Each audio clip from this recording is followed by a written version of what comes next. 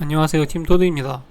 오늘은 지난 주간 시황에서 잠깐 언급되었던 장단기 스프레드에 대해서 설명해 드리기 위해서 이렇게 방송을 하게 되었습니다. 장단기 스프레드는 장단기 금리차라고도 하는데요, 장기 채권과 단기 채권의 금리 격차를 의미하는 용어로 보통 이제 미국 10년물 국채를 장기 채권, 미국 2년물 국채를 단기 채권이라고 말하고 있습니다.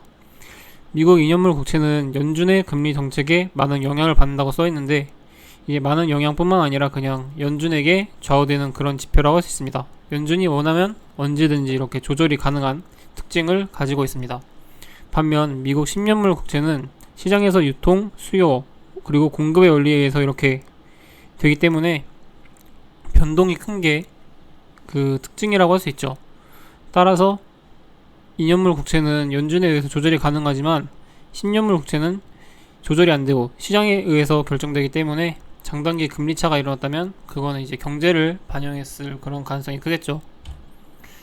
그래서 이게 FRED에서 나온 자료인데요, 제가 1년치 장단기 금리차를 이렇게 뽑아왔습니다.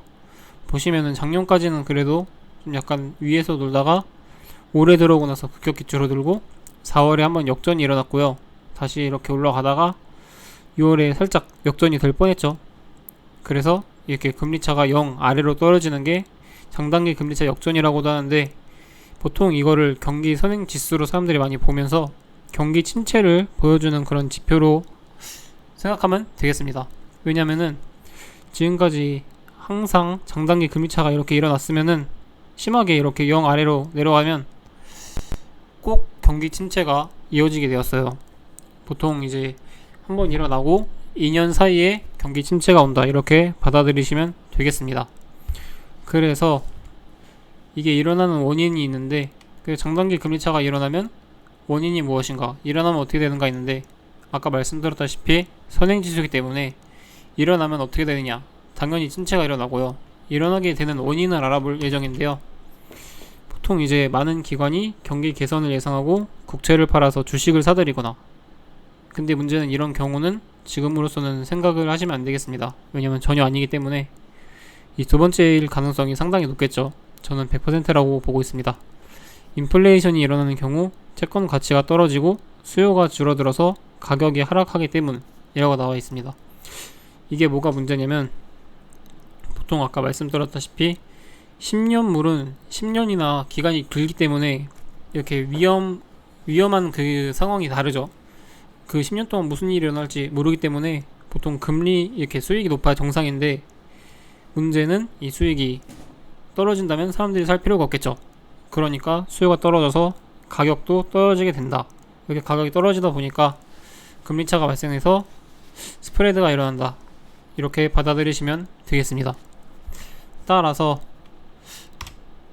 다음은 제가 사견인데, 이 스프레드도 그렇고 어제 이렇게 청문회가 있을 예정인데요, 어제는 파월이 상원 청문회가 있었어요.